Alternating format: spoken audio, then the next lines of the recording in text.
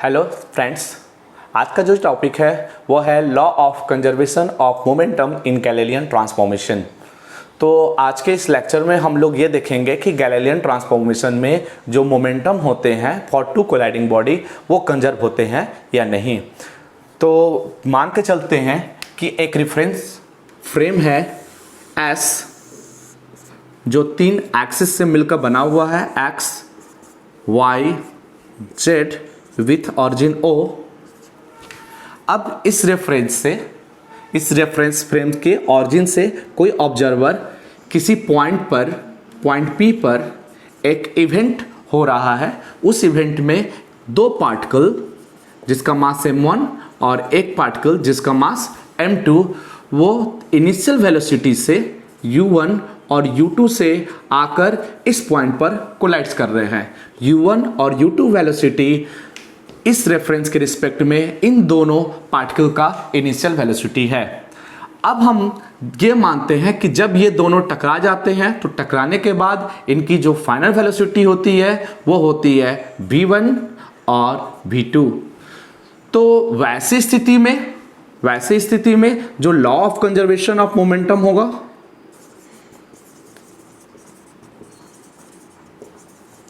तो law of conservation of momentum से हम लिख सकते हैं total momentum of both particle और body before collision is equal to total momentum of both particle और बॉडी आफ्टर कॉलिजन। तो रिजल्ट्स प्राप्त हो सकता है m1 u1 plus m2 u2 is equal to m1 v1 plus m2 v2। ये हम लोग जानते हैं कोई फ्रेम रेस्ट में हो तो इसके रिस्पेक्ट में इन दोनों पॉइंट को ऑब्जर्व किया जाए तो मोमेंटम कंजर्व होते हैं। अब हम दूसरे frame S dash reference frame जिसका सिस्टम एस डैश है इसको हम कंसीडर कर लिए। ये तीन axis X dash Y dash और जेड डैश से मिलकर बना हुआ है।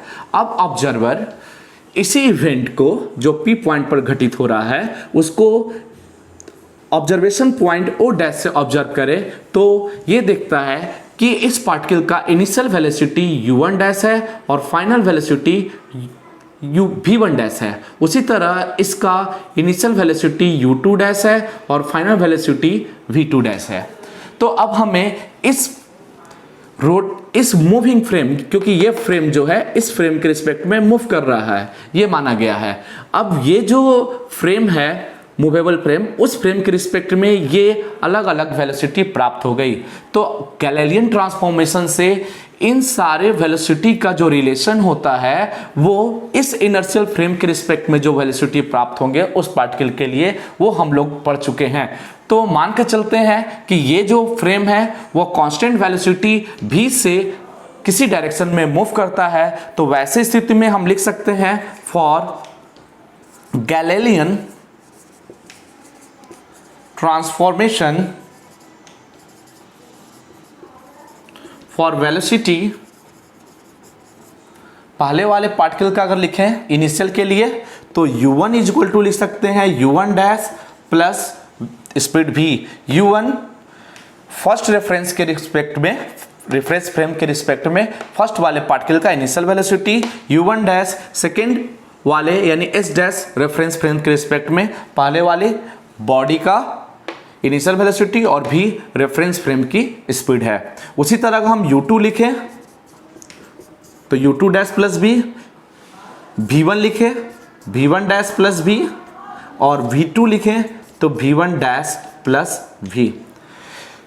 तो ये इक्वेशन हम लोग लास्ट लेक्चर में पढ़ चुके हैं कि ये इक्वेशन कैसे आता है। यदि आप इसे नहीं जानते हैं तो हमारे लास्ट लेक्चर वाले वीडियो को जो Galilean transformation for velocity and acceleration है उस वीडियो को पहले आप देख लें, फिर उसके बाद इस टॉपिक को स्टडी करें।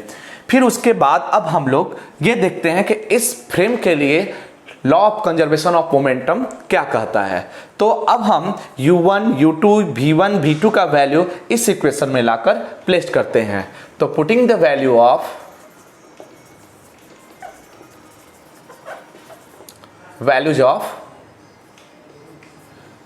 u1 u2 v1 and v2 in equation first, तो क्या मिलता है m1, u1 की वैल्यू हो गई u1 डैश प्लस भी m2, u2 का वैल्यू जो हो गया u2 डैश प्लस भी इज इक्वल टू m1 का जो वैल्यू है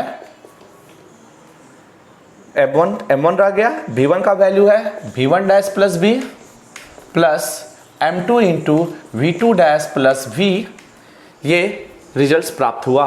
अब हम इन सबको मल्टीप्लाई करके इक्वेट करते हैं तो रिजल्ट्स मिलता है m1 u1 dash plus m1 v plus m2 u2 dash plus m2 v is equal to m1 v1 dash plus m1 v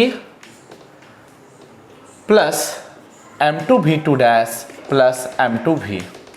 अब हम ये देखते हैं m1 भी कैंसिल, m2 भी कैंसिल, तो इस तरह रिजल्ट्स प्राप्त होता है m1 u1 dash plus m2 u2 dash is equal to m1 v1 dash plus m2 v2 dash. तो यहां हम देखते हैं कि इस रेफरेंस फ्रेम के लिए जो मूवेबल है इस फ्रेम के रिस्पेक्ट में, अगर हम इस पॉइंट को ऑब्जर्व करें तो हम ये देखते हैं कि जो कोलाइडिंग बॉडी का मोमेंटम होता है वो कंजर्व होता है। तो हम कह सकते हैं कि जब हम दो फ्रेम के रिस्पेक्ट में किसी पार्टिकल की वेलोसिटी को ऑब्जर्व करें तो गैलीलियन ट्रांसफॉर्मेशन में वो वेलोसिटी इनवेरिएंट नहीं होते हैं, तो साथ में उसके मोमेंटम भी इनवेरिएंट नहीं होंगे। लेकिन जब हम उसके law of conservation of momentum को देखते हैं तो दोनों फ्रेम ऑफ रेफरेंस के रिस्पेक्ट में जो law of conservation of momentum जो होते हैं वो इनवेरिएंट होते हैं, यानी दोनों स्थिति में जो टू कोलाइडिंग बॉडी के लिए जो कंजर्वेशन ऑफ मोमेंटम होते हैं वो इनवेरिएंट होंगे यानी वैलिड होंगे। तो law of conservation of momentum Galilean transformation के लिए वैलिड है।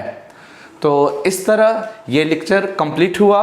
उम्मीद करते हैं टॉपिक आपको अच्छे से समझ में आया होगा। हम मैकेनिक्स के बीएससी के 1, 2 और 3 पार्ट के अंतर्गत सारे टॉपिक के मैकेनिक्स के टॉपिक को कवर करा रहे हैं। यदि आप मेरे सीरीज से जुड़ना चाहते हैं तो आप हमको फॉलो कर सकते हैं।